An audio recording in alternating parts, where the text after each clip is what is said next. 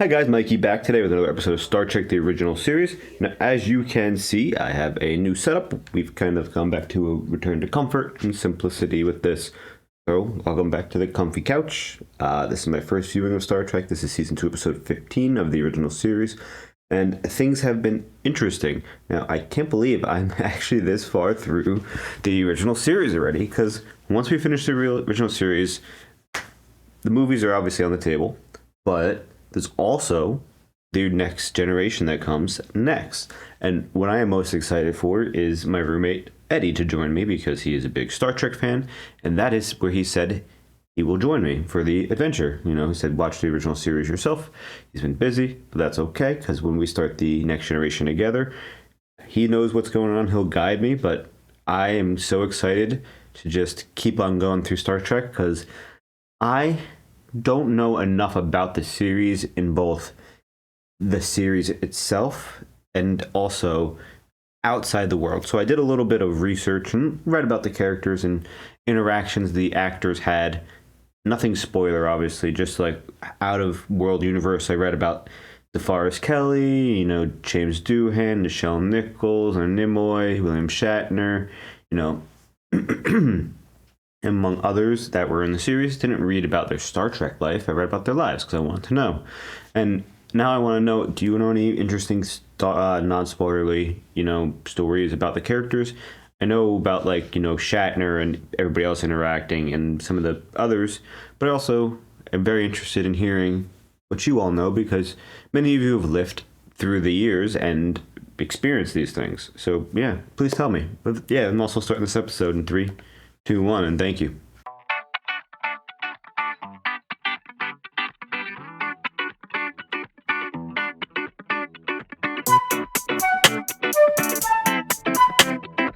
Space Station K7 now within sensor range, Captain. Good. Mr. Spark, immediate past history of the quadrant. In a dispute between the two parties since initial contact. The Battle of Donaju 5 was fought near here 23 solar years ago. We do have the better claim. The area was first mapped by the famous Russian astronomer Ivan Burkov. Almost 200 jumper. Berksa? Russia, always. Under the terms of the Organian Peace Treaty, one side or the other must prove it can develop the planet most efficiently. And Interesting. unfortunately, though the Klingons are brutal and aggressive, they are most efficient. I remember once Peter the Great had a problem like that. Captain. Kirk here. Captain, I'm picking up a subspace distress call. Priority channel is from Space Station K7. See, that's a disaster. Oh no. Heading our battle station. A battle? Are we going against the Klingons? It was so abrupt, but I mean, they talked about them. Whatever happened to Romulans? I saw them once. Right? The trouble with Tribbles? More than an emergency, it signals near or total disaster. Uh-oh. We can only assume the Klingons have attacked the station. But there's nothing there. Maybe the invaders inside of it? This is absolutely peaceful. Yeah, Mr. Lurie, you issued a Priority 1 distress call. State the nature of your emergency. Perhaps you better beam over. I'll try to explain. You'd better be prepared to do more than that. looks cool. I like the little different sectors, branches. This is Niels Barris. He's out from Earth to take charge of the development project for Sherman's planet. And that gives you the authority to put an entire quadrant on defense alert? Mr. Barris is the Federation Undersecretary in charge of agricultural affairs in this quadrant. And that gives him the authority. Wow. Okay. Wheat. So what? Of course, I wouldn't expect you or Mr. Spock to know about such things, but That's an insult. Rather, Quadrotriticale is a high-yield grain. So, Mrs. Spock just said, fuck you. Starfleet Command. I have never questioned the orders or the intelligence of any representative of the Federation. Ooh. Until now. His little tip until now. Quadrotriticale. I've read about this, but I've never seen any before. Does everybody know about this wheat but me? Yes. Well, not everyone, Captain. It's a Russian invention. I guess this is making fun of Russia during the Cold War. I have something from the far reaches of the galaxy. Oh, what is it? Oh no. What is it? Why, lovely lady, it's a tribble. He won't bite, will he? Sir, transporting harmful animals from one planet to another is against regulations, or weren't you aware of that? I love this trader. He's so charismatic, jolly. 2 credits. Twice nothing is still nothing. Well, if you're not gonna take him, I'm gonna take him. I think he's cute. 4 credits. Is that an offer or a joke? That's my offer. That's a joke. I'm going to lessen my price to 8.5 credits. 6 credits. Not a credit more. 7.5. 7? All right, you robber, 6 credits. John, when can I have them? Right away. What are you selling them for? A 10% markup, 10 credits. Thief. In fact, I'll sell you this one. That's not a 10% markup. He's eating my grain. That'll be 10 credits. That happens to be my sample, and I'll do with it as I please. And I please to give it to the lovely little lady here. What are you trying to do? Ruin the market? Once this lovely little lady starts to show this precious little darling around, you won't be able to keep up with her. Okay. First hit's free. Are we gonna have a ship full of people buying them? Message from Starfleet, Captain. Priority channel. Admiral Fitzpatrick speaking. Admiral Fitzpatrick. Captain Kirk, Kirk here. the key to our winning of this planet is the grain quadrotriticale. The shipment of it must be protected. Okay, fine. Effective immediately, you will render any aid and assistance which Undersecretary Barris may require. Now that's just lovely. He's so bad about it. Sensors are picking up a Klingon battle cruiser. Rapidly closing on the station. Okay, Got a what's red in alert. here? Notify Mr. Lurie. We'll be right up. I don't think the Klingons are planning to attack us. Why not? Because at this moment, the captain of the Klingon ship is sitting right here in my office. Not enough guards. Cancel red alert. I guess they're not hostile right now. A Klingon warship is hovering only 100 kilometers from Deep Space Station K7, while its captain waits in the station manager's office. Most normal one we've seen. Ah, my dear Captain Kirk. My dear Captain Koloff. Koloff. The purpose of my presence here is to invoke shore leave rights. Shore leave.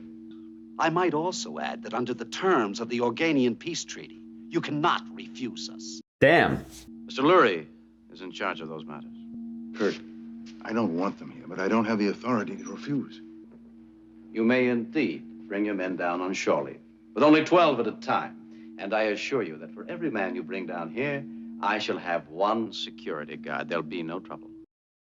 Oh. Another technical journal, Scotty? Aye. Don't you ever relax? I am relaxing. That's why he's the best. Everyone got one. How long have you had that thing, Lieutenant? Since yesterday, Doctor. Furballs. This morning I found out that he... I mean, she had had babies. Did you get this at the space station? Yes, sir. Most curious creature, Captain. Its trilling seems to have a tranquilizing effect on the human nervous system. Fortunately, of course, I am immune to its effect. As he's petting it. Lieutenant, do you mind if I take one of these down to the lab and see what makes it tick? Well, all right, Doctor, but if you're gonna dissect it, I don't want to know about it. I want to harm a hair on its head, wherever that is. I wasn't sure if he was going to dissect it. Lieutenant, as soon as you're giving them away, can I have one? Oh, sure, why not? I think they're old enough. There's this big, wow. We're going to have a ship full of those in a little bit, and we're going to use them to beat the Klingons somehow. Mr. Barris is waiting on Channel 8 to speak to you, sir. Mr. Barris, what does he want? Kirk, this station is swarming with Klingons. I was not aware, Mr. Barris, that 12 Klingons constitutes a swarm. Mm-hmm. Mr. Barris, I have guards around the grain. I have guards around the Klingons. The only reason those guards are there is because Starfleet wants them there. As for what you want, He's in charge. it has been noted and logged. Kirk out. May I ask where you'll be? Sick bay with a headache. How many of these did Uhura give you? Just one. You've got 11. How do they? Oh my god, wait. How do they? Is there like 100 of them now on the ship? Do you know what you get if you feed a tribble too much? A fat tribble. It splits. You got a whole bunch of hungry little tribbles. Well, Bones, all I can suggest is you open up a maternity ward. I want you to go on shore leave. He is. Make sure that everybody stays out of trouble. Him reading books is shore leave. Now, where is the trader? Because like he would have a bajillion of these unless he knew. Klingons. Friend, can I offer you a charming little tribble? No thanks. He's got too many. Is there one in every pocket now? Friend Klingon, can I interest you in a harmless little tribble? Get it away from me. It reacted adversely to them for the first time. How would you like to enter another little transaction? This time, a tribble for a spot. A tribble. How many does he have?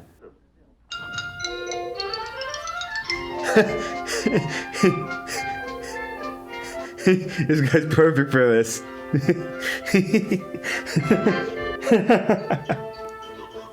Now, this is a drink for a man. Scotch? It was invented by a little old lady from Leningrad. Why do they hate them? Frankly, I never liked Earthers. Easy, lad. Kirk may be a swaggering, overbearing, tin-plated dictator with delusions of godhood, but he's not soft. Easy, lad. Gotti. We're big enough to take a few insults. Mm-hmm. We like the Enterprise. We really Oh, do. insulting the ship is not gonna do it. That sagging old rust buckets is designed like a garbage scow. Insulting the ship is enough. I didn't mean to say that the Enterprise should be hauling garbage. I meant to say that it should be hauled away as garbage. Do it. Do it. Yes. Across the table is great. There's also some right next to them. They got friends.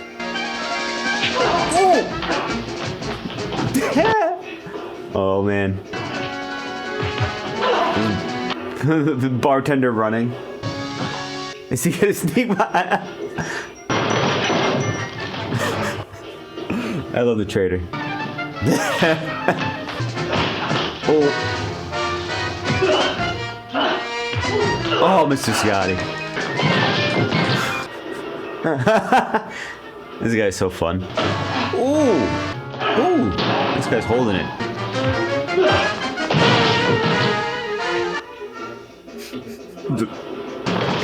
So real.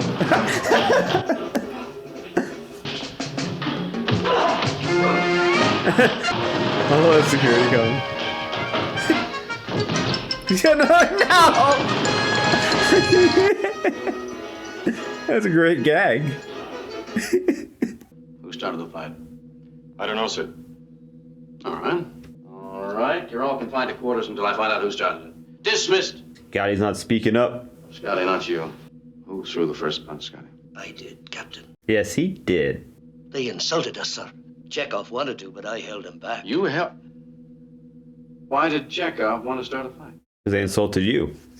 Klingons called you a tin-plated, overbearing, swaggering dictator with delusions of godhood. And after they said all this, that's when you hit the Klingons. No. No, sir. Nope.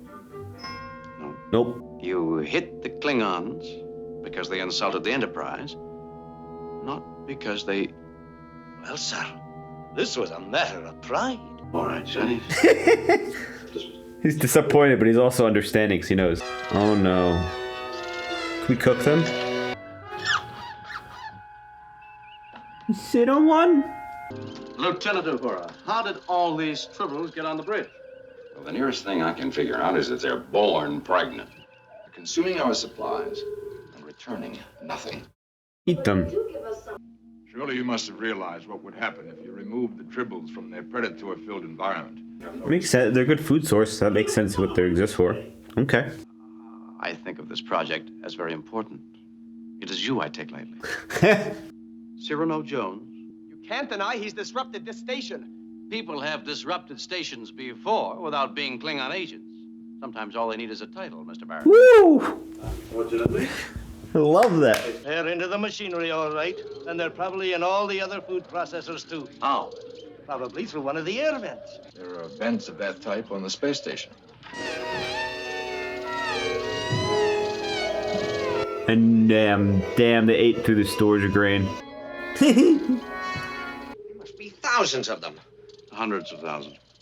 1,771,561. Wow.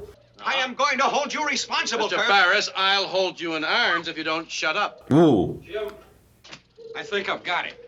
All we have to do is quit feeding them. We quit feeding them, they stop breeding. Now he tells me. This Tribble is dead. And so are these. The logical assumption is that there is something in the grain. Yes. Bones. I want the Tribbles, the grain, everything. Oh, poisoned grain. This project is ruined, and Starfleet is going to hear about It wasn't going to work anyway. And when they do, they will have a board of inquiry, and they will roast you alive. Yes, until that board of inquiry, I'm still a captain. And as captain, I want two things done. First, find Cyrano Jones. And second, close that door. He's been hit with so many of them. A few questions. Captain Kirk! What do you want? An official apology addressed to the Klingon High Command. Now, if you wish to avoid a diplomatic incident... No, Kirk, you can't let him. That will give them the wedge they need to claim Sherman's planet. I'd like to know just what happened. Who put the Tribbles in the Quadro Triticale? And what was in the grain that killed them? Get those things out of here. They were growling at that one guy. Remarkable. Hold on a minute. I thought you said Tribbles liked everybody. But they do. Except Klingons. They don't like Klingons. Well, there's no accounting for taste. They don't like you, Mr. Darvin. I wonder why. He is Klingon, not human. Peter's all wrong. Jim, this man is a Klingon. Spy. What about the grain, Bones? Yes, it's been impregnated with a virus. The virus turns into an inert material in the bloodstream. All right, I poisoned the grain. Take them away. And the Tribbles had nothing to do with it. I don't know. I never saw one before in my life, and I hope I never see one of those fuzzy, miserable things again. If you'll excuse me, Captain. And the Klingons are just standing there still? About that apology, Yes. you have 6 hours to get your ship out of Federation territory. Tribbles are standing on business right now. Hey, you know, I think I could learn to like Tribbles. Well, Captain, I suppose I'm free to go now. No, you're not. There's something I want to show you. Do you know what the penalty is for transporting an animal proven harmful to human life? Captain, one little Tribble isn't... It's not just one, though. Penalty is 20 years in a rehabilitation colony. Captain Kirk. Friend Kirk. Surely we can come to Friend some Kirk. sort of mutual understanding. There is one thing you can do. Yes. Pick up every Tribble on the space station. If you do that, I'll speak to Mr. Lurie about returning your spaceship. It would take years.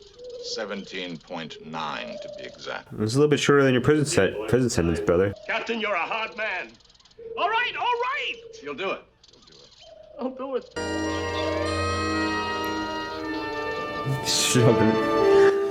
Oh gosh. Interesting episode. Very fun. But Where are the Tribbles? Oh, Captain, it was really Mr. Spock's recommendation. Of course. Spock. Well, it was Mr. Scott who performed the actual engineering. Mr. Scott. I used the transporter, Captain. Well, where did you transport them?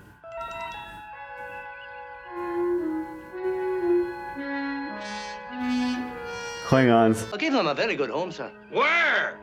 I gave them to the Klingons, sir. Before they went into warp, I transported the whole kit and caboodle into the air engine room, where there'll be no Tribble at all. Tribble at all. Man. Those Klingons are gonna be massacring those guys. They're gonna take out so much rage on them.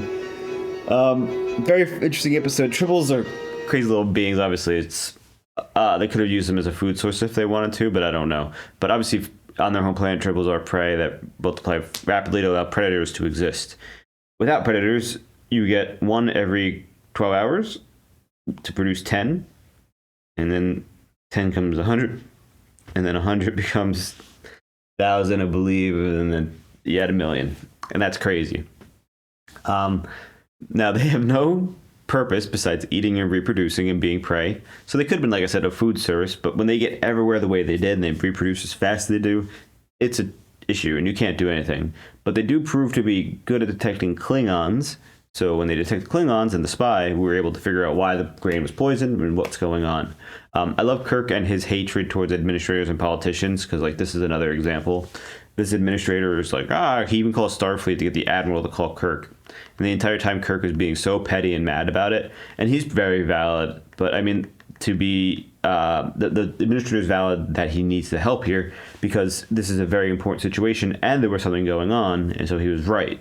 However, there was no indication that this was going to happen beforehand, so we can't exactly say that he was correct to call the priority one, we're under attack thing, but it worked out. So it works for the better, the greater good. We'll forgive his past sins. I love the trader so much in the bar while he's bartering. He's great with the bartender. Both him and the bartender are so good. The bartender's face acting, body acting is so good. And then him behind the counter just drinking and stealing stuff and having one in the pocket. Amazing. You could tell that those two have interacted a bunch, and he sold the lunch to him. And the bartender's tired of his shit, but the haggling was absolutely amazing, and I loved it. And it's just such a fun episode. The shore leave between the episodes between our crew as well as the Klingons was so fun, especially because they started to insult us and antagonize us as they would. They're our enemies, and they're not very peaceful. They're aggressive and assholes. So of course they're going to talk shit. And I like how Scotty told he told Chekhov, he's like, don't worry about them talking shit. Don't worry. It's just words. It's just words. But the moment they insult his baby, the Enterprise, he throws hands, and it's a great brawl, and I love it. It's so fun. I really enjoyed this one. This was a really interesting episode. Obviously, the moment those creatures start reproducing as fast as they do, we should have been throwing them off the ship. But I digress. What else are you going to do? It's fun. It's for the plot, and obviously, they're cute, so they didn't want to get rid of them. If they did truly produce a sound that was nice for people, it's hard to kind of break free of that. But if anything, it just reminds us of, pets home and stuff like that. So it's cute to have a little bit of attachment to something and something to take care of when you're on a ship like this, and it can get lonely or just, different. I like that. I really enjoyed Kirk's entire episode just being so sassy, even though he was not in the correct position to do so when the administrator asked for help, or the person who worked for the government, the politician. He was Kirk. He doesn't like being told what to do for not valid reasons, which is, I understand. But sometimes just sit down and help get the grain going. They wouldn't have been able to tell the grain was bad, but at the same time, I feel like the science division should have planted the grain before. So, I also have been noticing Chekhov has been, I guess this is during the Cold War, so Chekhov has been making fun of Russia. I guess he's either mocking them, like everything's better in Russia. Russia made this, Russia made that, which could have been Russian propaganda back in that era that they were making fun of. How when you're isolated, it's like, oh, we're the best. Like China's the best. But I digress. Thank you for joining me. I'm Mikey. Check out Patreon for full and support goes a long way. Let me know how you like the new setup, and I'll see you next time. Bye.